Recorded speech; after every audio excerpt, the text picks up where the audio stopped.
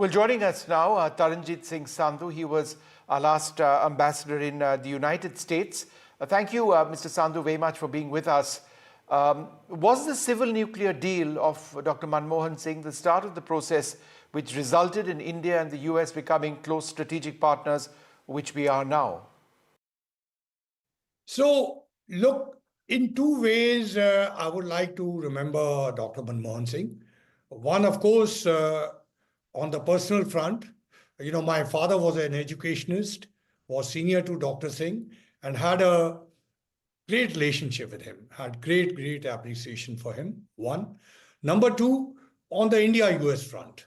And there, again, I will, Vishnu, draw you on to Dr. Singh had a very futuristic vision. And in the economic side, you have seen that. So many will bear out. On the foreign policy side, too, he saw it, if I can say, quite ahead of his time. And he had the courage also to put it in practice. So with the India-US relationship, if I may say that both on technology and the economic front, he saw that US was a powerhouse.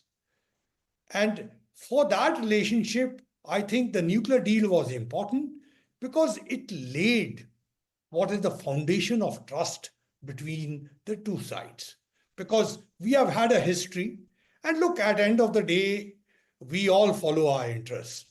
But here was a relationship, and if you look today, look at the success of Indian American CEOs there.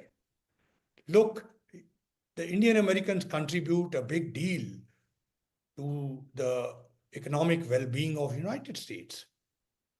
And Dr. Singh was able to visualize that. And I think in the process, we should not forget that he had a lot of international experience. He had served in Geneva. He had also dealt as finance minister. So I think the nuclear deal played an important part. I'm sure you will be speaking to many who were directly involved. But I think it's his legacy which we carried on further. So the fact that he pushed through, Dr. Manmohan Singh did push through the civil nuclear deal at one stage, saying that if his government had to collapse in the face of opposition from the left, who were his coalition partners, then so be it. What does that say about his character? So, look, I already said I'm not going to get into politics, that he was certainly futuristic thinking. And he also had the courage to put it in through. So there are a lot of critics who say nothing, and even in the United States, who say nothing big has come out of the nuclear deal so far. But I see it in a different way. As I said, that the trust between the two sides, this was an important foundation for that. And look, today when we talk in terms of technology, in terms of, I said partnership, trust is the important element of that. And in that sense, we can certainly look back to Dr. Singh's time, that the trust between the two sides was founded during that time. And if you look at Prime Minister Modi's statements too, you can see in that a lot of credit is given to Dr. Singh. Sir, the US cannot be trusted, was a refrain here in New Delhi and in India.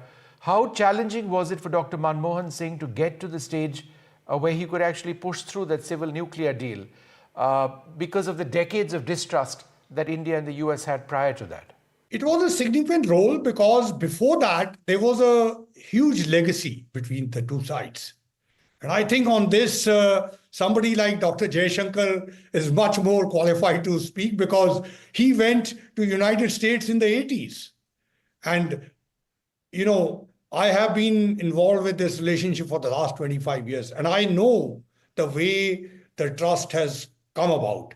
And look, when we talk about, trusting X or Y, look, there are other countries. I mean, ultimately, as they said, trust, and verify. I think when we talk about at least 3 to 4 million Indian Americans, look, each of our families, I mean, if I ask you today, there are 3 scholarships: China, Russia, United States. Where will you send your relatives? Where do they go? I think that itself speaks. So we need to be very clear-eyed. Look, it's ultimately the national interest.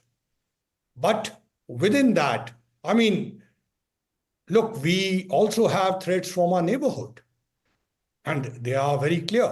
So I think Dr. Singh had a clear vision, and he had the courage to put it through.